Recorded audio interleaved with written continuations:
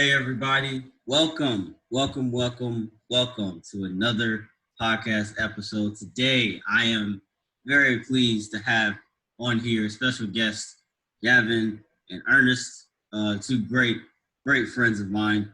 Thank you guys for coming on here with me. Greatly appreciative. Much love to you both. Before I get into any of the topics, how are y'all doing? I am doing fantastic. I just got some food, not going to say where. Mm-hmm. No product placement. For sure. Yeah, we do no sponsorships here, so that's good. That's good. We don't get paid anything to do this. Exactly, guys. My viewers, I'm doing this for free. We're doing this for free because we feel as though we have a voice, and if you have a platform, you should use it, no matter how big or small your content is. Use your platform. Use it. Do you guys believe in alternate realities or parallel universes? Ernest, you take that one. Um, wow, thanks for just throwing me out in the bus like that. That was my whole plan. I think alternate realities do exist. Somewhat, I mean, it can't be proven with technology today, if ever. But I just feel like it's hard because alternate realities or our brain capacity is still unknown to where you have a dream or like daydream, lucid dream, whatever type of dream, and you remember or recall something happening. But that deja vu moment is like something changes, like just one little tweak changes the entire outcome and changes the entire day. And I think that's us either visualizing an alternate reality or our brain is just realizing something far ahead, probably having all these possibilities come together, but miss one little thing. So I think we either see different possibilities, like when playing chess, or Call just out. seeing alternate realities. I don't know. See, for me, in a sense, they exist just because of probability, right? Like, there's a percent chance that this will happen, and the moment in between that probability being determined, there's two outcomes that are possible. It's like flipping a coin. 50% heads, 50% tails. There's one existence where it's head and one existence where it's tails, but only in the moment where that probability hasn't fulfilled itself. Yeah, I think alternate realities are more so real than parallel universes because I do not believe in two of the same persons existing or coexisting at the same time, just because of like creation, and that goes into that can tie into religion, but I think that kind of what Ernest was saying, that there's definitely all of us at some point in our lives have had one, if not several deja vu moments to where we, it's not something we experienced yet, but it was like something in our head told us like, is this gonna like, it's almost as if it happened in another universe. And it's like, oh, this will this happen in the future? And then of course the deja vu moment being you experience the same thing you had in the past. You experience these exact same situation, that exact same circumstance. And I really do believe that there are alternate realities in the sense of like different outcomes in life or whatever the case may be. Bet. 10 out of 10. I just See, think it's like, no, you go Ernest, you go first. ahead. No. You already threw me under the bus, bud. You go first. See, this is like a touchy topic for like a lot of people, but like as far as religion goes, if you do subscribe to such beliefs, I think uh, not exactly alternate realities or parallel universes, but different planes of existence can be proposed. Um, just like having a spiritual plane where your like embodiment of the self exists and your mind exists. Because if there's like a huge debate in psychology uh, whether or not the mind is physical or not, right? Because if your mind can just be brought down to the physical brain, then that's like that's who you are, straight up. But a lot of people suggest that the mind is separate from the brain. The brain just facilitates the mind, right? So, in that sense, there could be a whole spiritual plane where your actual self exists. Because I think the brain is physical, but the mind is mental, or I would say spiritual in this case, because you can't when it's just when doctors or surgeons do surgeries and they inspect the brain and the skull, you can't see someone's thoughts like physically. You cannot see somebody literally thinking. You can't see that. You can only see the Well, brain. like the proposition that people make um, when they advocate for the theory that the mind is purely physical is that all our thoughts and ideas and personality and everything that makes us us is merely a chemical reaction within the brain, right? So like in a sense thoughts can be perceived as chemical interactions within your skull. This is a touchy subject, but it's awareness. What you got to say, man? 'Cause I don't want to. I want to take up at all. I know this is a touchy subject. Like I am walking on thin ice. When you're thinking of something, you know, like I said before, nobody can really read your mind. But at the same time, that doesn't mean it's not there. Just because you can't, just because we can't see it with the human eye, or even with a microscope, like that doesn't mean it's not there.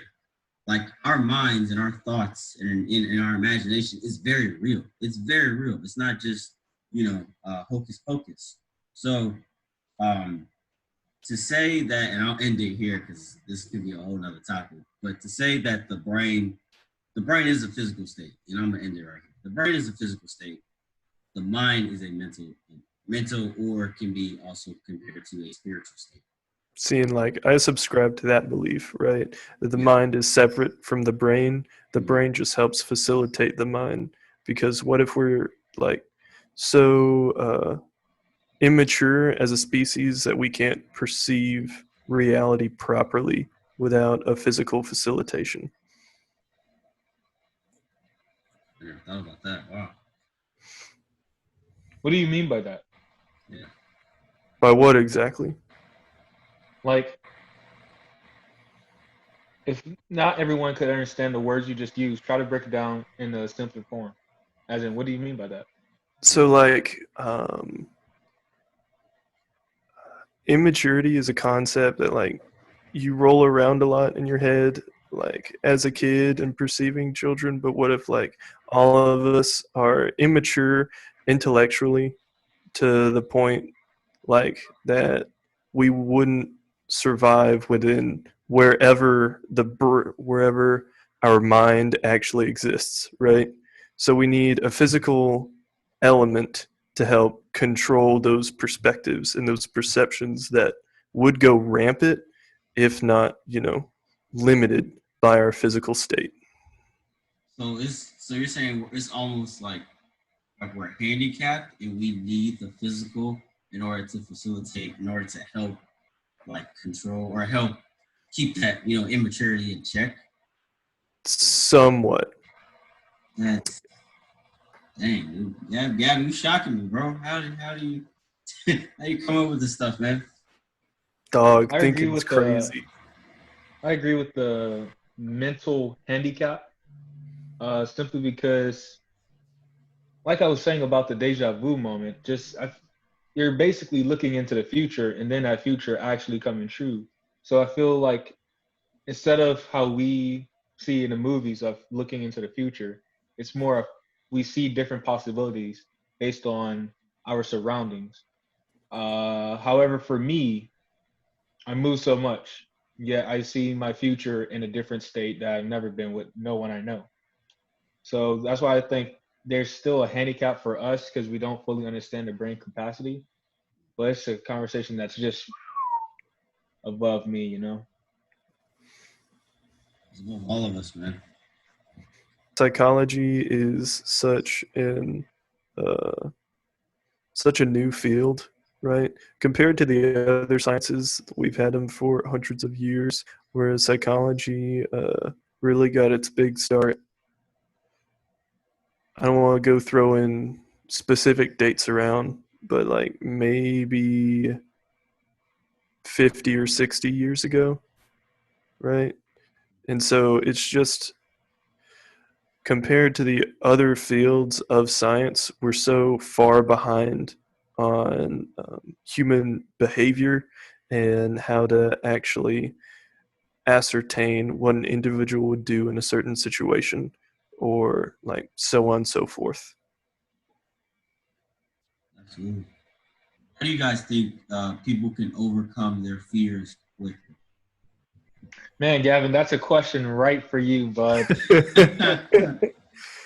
So, like, if we're working, all right, if we're looking at it and we're not just saying, how can people overcome their fears, but we're looking at it and saying, how can they overcome that mental disability in like speedy record time?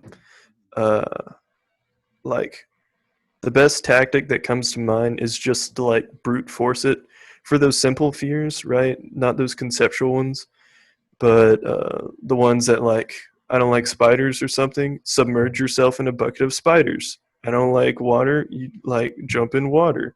Like, it's brute forcing it 100%, because fear at the end of the day most of the time is irrational. I feel that human nature, that does not always work. By that, I mean you are forcing them into a situation rather than thinking it's their own thoughts. So I Yeah. say, let's say something, Now you put I something very valuable in that bucket of spiders. Now they are going to be forced mentally to say, I need this. So let me just go ahead and try to overcome my fear. Now you're, yeah even though you put the situation in hand, it's them thinking that it's them. I never suggested like physically taking them and drowning them in spiders, right? Like, that's gonna be a thing that they have to deal with on their own. But the fastest way to overcome a fear, I would think, like those basic fears, not I'm afraid of death, because you obviously can't brute force that. That's a mindset that you have to get into.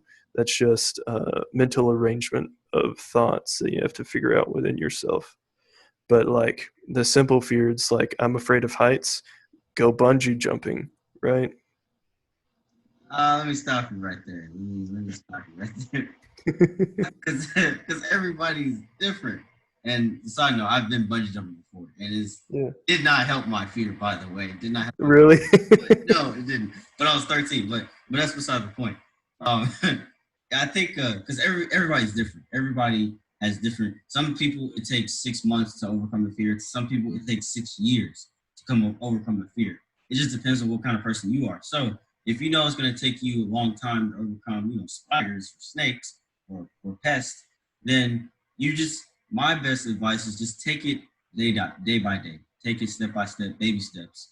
Maybe instead of a whole bucket of spiders, maybe maybe one little tiny spider, one day, and then the next day, you just sit it out. You just sit in front of you, put it in a jar, put it in, and just look at it. And then next day, put two more spiders in there. Next day, put four more spiders in there, and you just keep going. And eventually, I think you lead up. You just do it in increments. You'll be able to lead up, and you won't necessarily love spiders, but you'll be able to not freak out every time you see a spider, every time you see a snake, or every time you see a rat.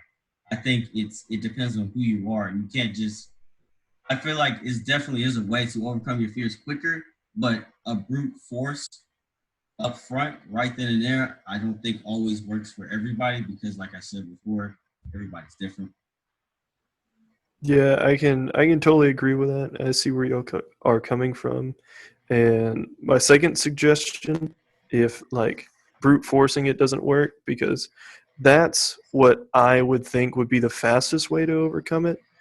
But the second suggestion I would have would be like, because fear is largely irrational, like those basic fears like fear of water or agoraphobia or arachnophobia, or I can't remember what the fear of heights is technically called, but the fear of heights, Yeah. all of that. Hydrophobia.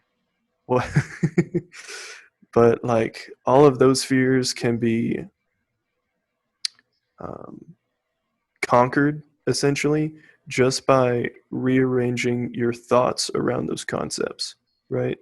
Like if you're, it's kind of like if you're afraid of dying or you're afraid of lacking purpose, you define what purpose is for you and then proceed accordingly until that fear doesn't exist anymore. I think, I think it's tough to say because there some people don't. I think when we say quicker, act upon your fears quickly, it's like it's not to say get it done right then and there, but like some people don't want to overcome their fears. They're just like, oh, I'm scared of water, so I'm never gonna go to the beach. But for some people who want to, and they strive like, no, I need to overcome this fear because it's an unnecessary burden on my life. I don't need to have this fear on me. So some people they don't. You gotta account for the people who don't want to act and who don't want to overcome their fears or solve those problems they may have.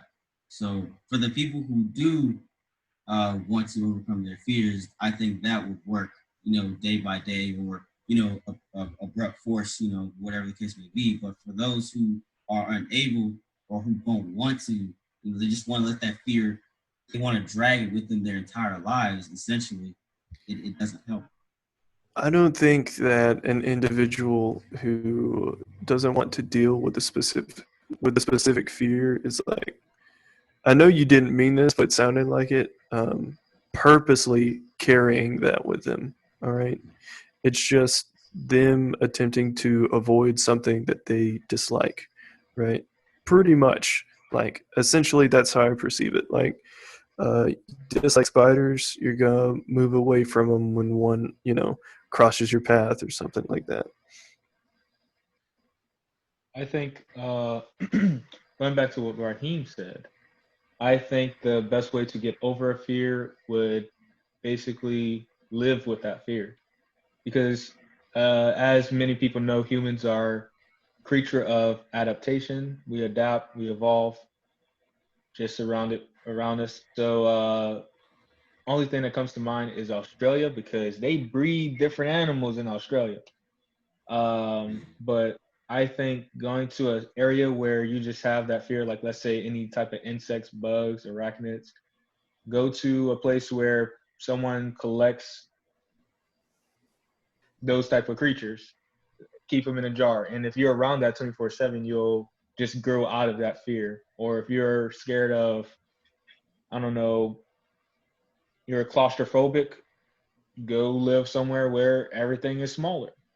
So I just think Ernest, if, yeah, Ernest, that sounds a lot like brute forcing it.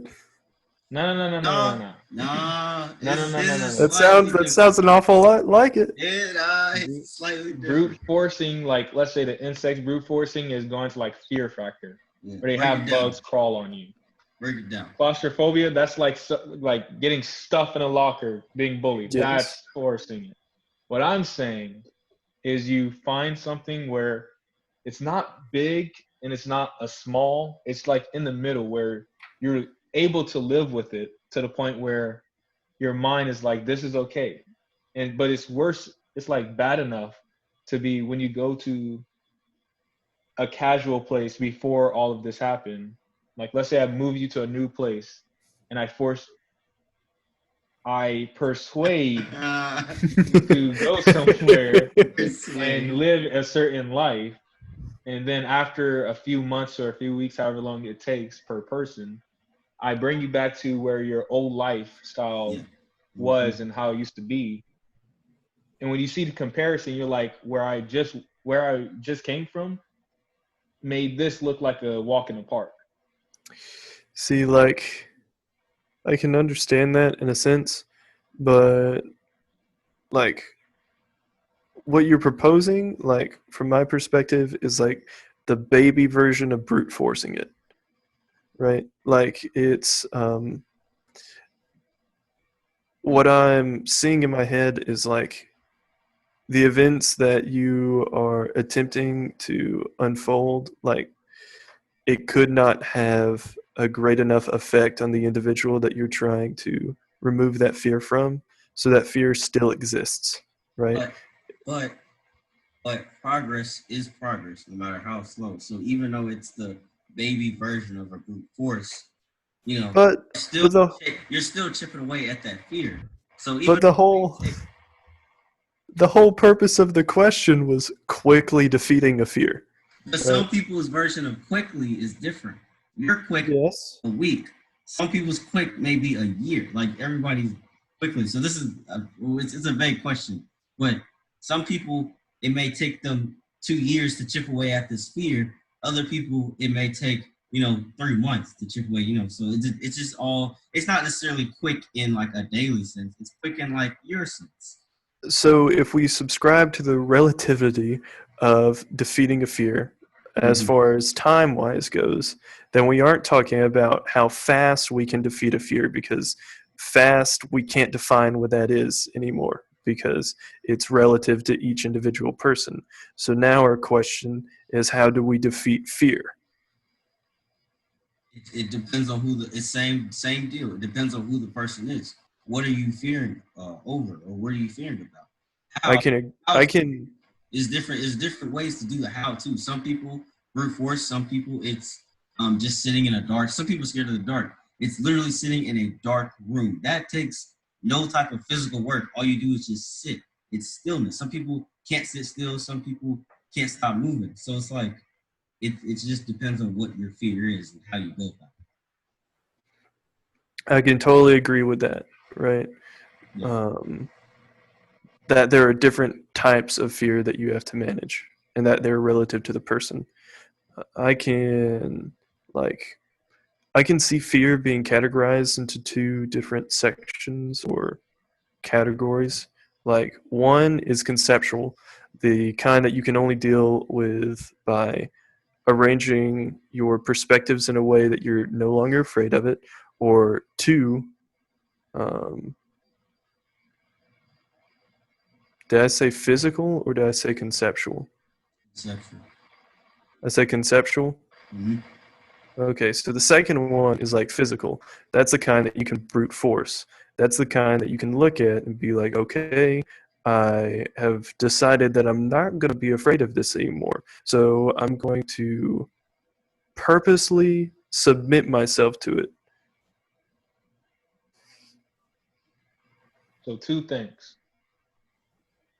First off, when you were talking about being scared of the dark, I feel that's more of mental state. Like you're not scared of the dark, you're scared of the unknown. Like what is in the dark? What could attack me in the dark? Stuff like that. Yeah, I think that would fall. It could.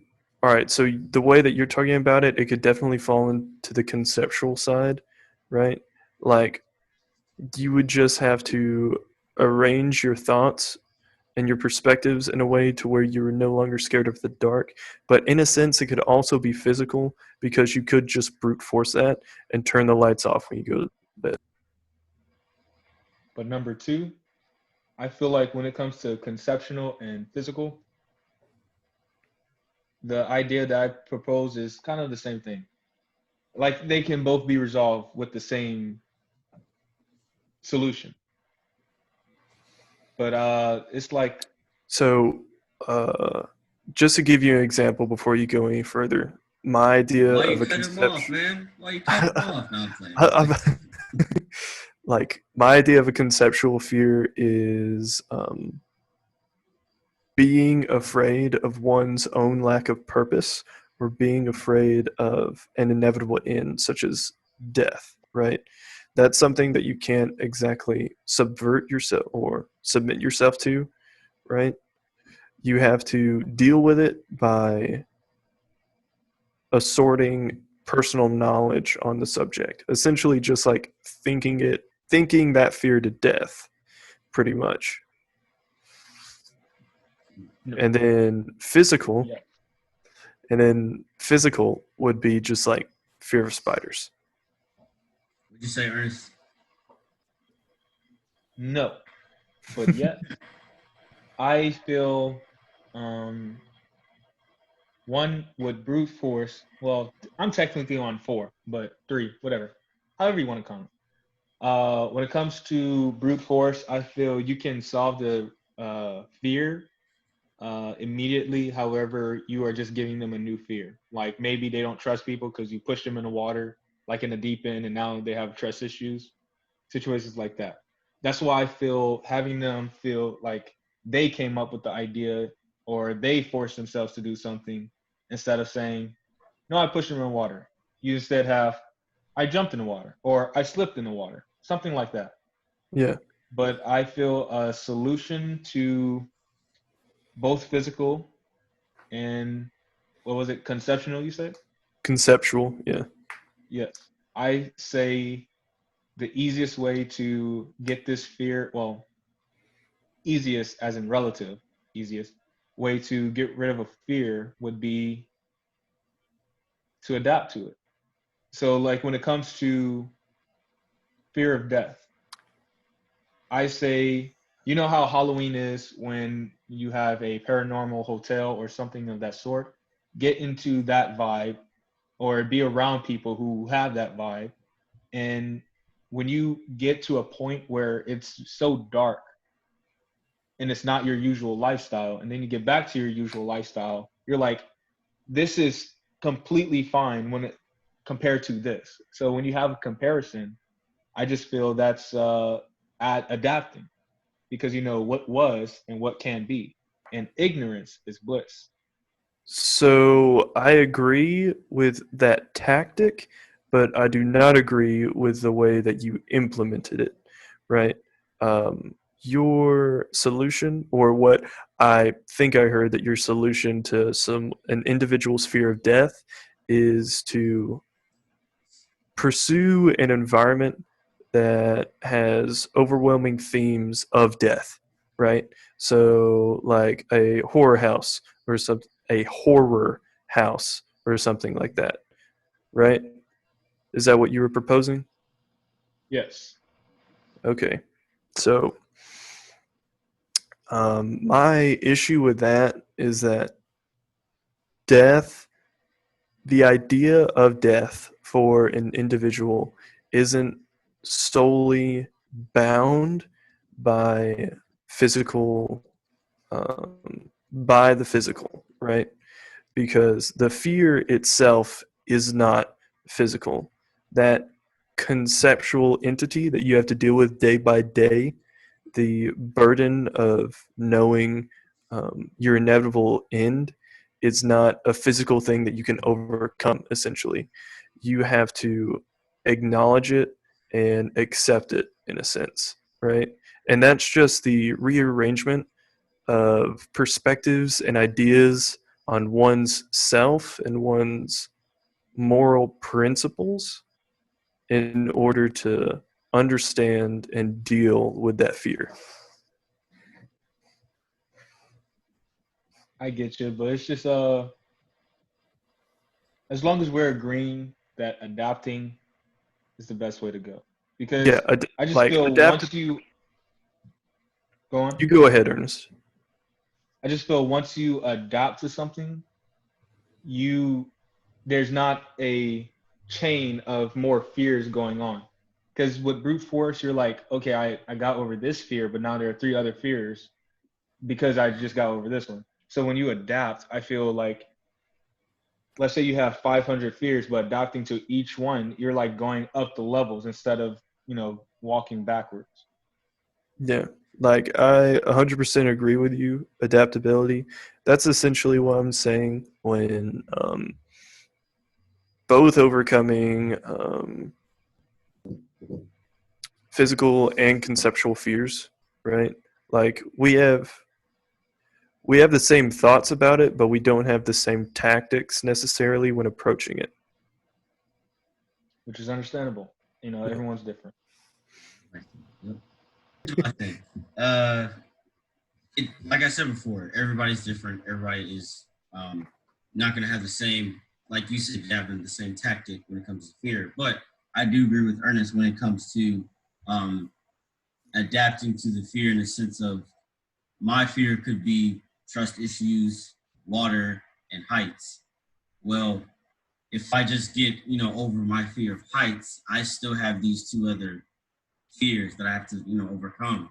And it's just like, wow, like it took me, it was so hard to overcome this one. How in the world am I going to overcome these two over here?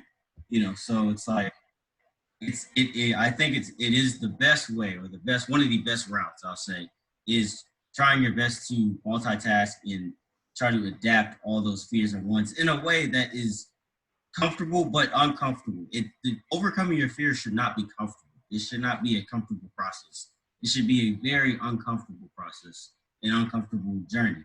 But it's like working out. When you work the first time working out, the first day is the toughest. The first 2 or 3 days are the toughest because you haven't worked out in a while. But after day 5, day 6 starts rolling around, it's a routine. Then you just know, oh, gotta go to the gym. Oh, gotta start eating right, and those things. So it's different for everybody, like I said before. All right, guys, that is the end of this video. But do not worry, although it was very short today, this will be a different part to this video. We'll have a part 2 to it, and so do not worry. This is not the end. I know we got into very deep and in-depth topics, but rest rule assured, the next podcast will be a part 2, guaranteed. Ernest, Gavin, thank you guys for coming on. I really appreciate it. Thank you for the feedback. Thank you for the insight. Thank you for the in-depth thinking. Very much appreciated. For our viewers out there, slash that like button. Comment down below. Tap that bell for notifications. And what are you looking at? What are you looking at me for? What's the problem? Right? Slash that like button. You know what's happening right here. Subscribe to the Dream King channel for future videos.